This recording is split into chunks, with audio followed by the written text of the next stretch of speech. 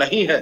जो आदमी 20,000 रुपए कमा रहा था, आज उसको 10,000 रुपए कमाना अब ये मुश्किल भी पड़ बता रहा है। दीजिए लगे हाथ, किशोर टाक साहब का सवाल आपने सुना होगा कि ये सच बात है कि नई पीढ़ी के हाथ में मोबाइल है, वो उसी से सारा काम करना चाहती है, उसकी घड़ी रेडियो से लेकर उसकी खरीदारी की शॉपिंग मॉल भी उसी मोबाइल में चाहती है और वो उसका इस्तेमाल भी करती है।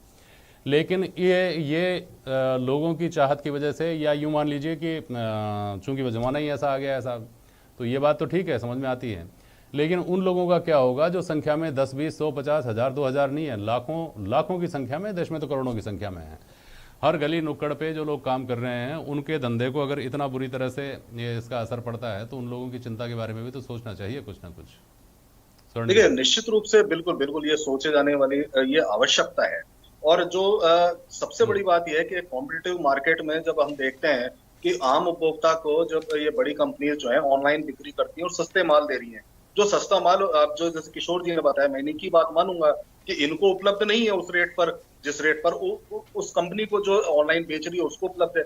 तो कहीं ना कहीं आदमी जो आज ऐसी परिस्थिति में है कि वो ज्यादा पैसा खर्च नहीं कर सकता, तो जो सबसे कम दाम जिसको जहां मिलता है वो वहां पे चला जाता है। और ये हमें देखने को मिला। लेकिन अभी जो प्रॉब्लम है, प्रॉब्लम ये है कि आप देखें जो फूड इन्फ्लेशन है वो बढ़ता जा रहा है।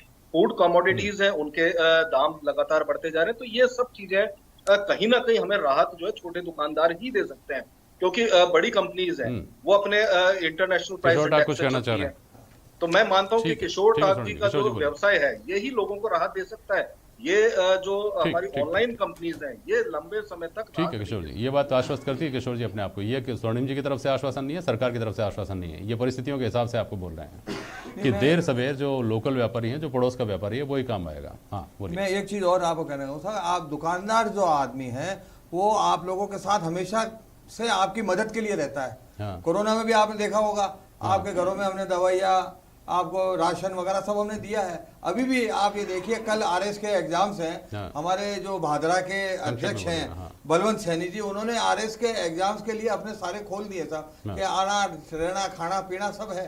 तो हम लोग जब समाज की और देश की और आप जनता की इतनी सेवा में रहते हैं, तो दोनों सरकारों को चाहिए कि आज आरएस के एग्जाम में और हम व्यापारी आपको सहयोग कर रहे हैं, आपको कहीं कोई दिक्कत आती है तो आप हमारे पास ही आते हैं। व्यापारियों को तो लेकर अगर सरकारें आज और व्यापारियों कंसर्न को हो। कोई दिक्कत है तो ठीक। दोनों सरकारों को चाहिए कि हमारे साथ खड़े रहे। हाँ। और हम लोगों ने ही तो आपको कमा कमा के ठीक। इतना लाखों करोड़ रुपए दिए हैं जिससे कि आपने ये देश चलाया है। तो ऐसे वक्त में, मुसीबत के वक्त के अंदर इनको चाहिए कि इस समय हमारा साथ दें। ठीक। एक और आपको मैं उदाहरण दे सर दूं। समय कम है, बहुत बहुत संक्षेप में बोलिएगा किशोर जी। हाँ ये बोलिए। जो बिजली की सजावट अभी हो रही है, हाँ। इसके अंदर सरकार ने बंद दुकानों के भी हमारे से बिजली के बिल लिए हैं। हाँ। अब जो सजावट हो रही है, सरकार को चाहिए कम से कम बिल्कुल। ये सजावट तो अपनी तरफ से कर दे। ठीक बात है। उसके भी हमारे से पैसे ले रही है, आधे पैसे दो, ठीक पैसे बात। तो दो, ये चीज गलत है। ठीक बात है। गौरांग जी और गोदारा साहब, आपको मैं आपके पास एक बार आ पाया, बहुत संक्षेप में अपनी अपनी बात बोलिएगा, समय बहुत कम बचा है। पहले 30 सेकंड गौरांग जी। साहब फिर भी दिवाली के लिए अगर आप चारों तरफ देखेंगे तो सोना घट रहा है, जिससे इसकी दिवाली बढ़ेगी। हाँ। व्यापार में सोने की बढ़ोतरी बढ़ेगी। आने वाला शादी का सीजन और दिवाली का सीजन दोनों अच्छा जाने की पूरी पूरी उम्मीद है। साथ ही साथ अगर आप शेयर मार्केट को भी अभी देखेंगे तो पिछले कम से कम 4 वीक का शेयर मार्केट चाहे NSE BSE आप उठा के देखेंगे तो उस हिसाब से आप देख पाएंगे आराम से कि लोगों के जेब में पैसा अच्छे से जा रहा है। खासकर जो शुगर इंडस्ट्री है, जो टेक्सटाइल इंडस्ट्री है, स्टील इंडस्ट्री है, आप देखिएगा इसके अंदर अच्छे लोगों को पैसे मिले हैं। बैंकिंग इंडस्ट्री, IT इंडस्ट्री, ये बहुत पैसा दे रही है लोगों को। आराम से दिवाली मनाने के लिए लोगों के जेब में पैसा होगा इसी कारण।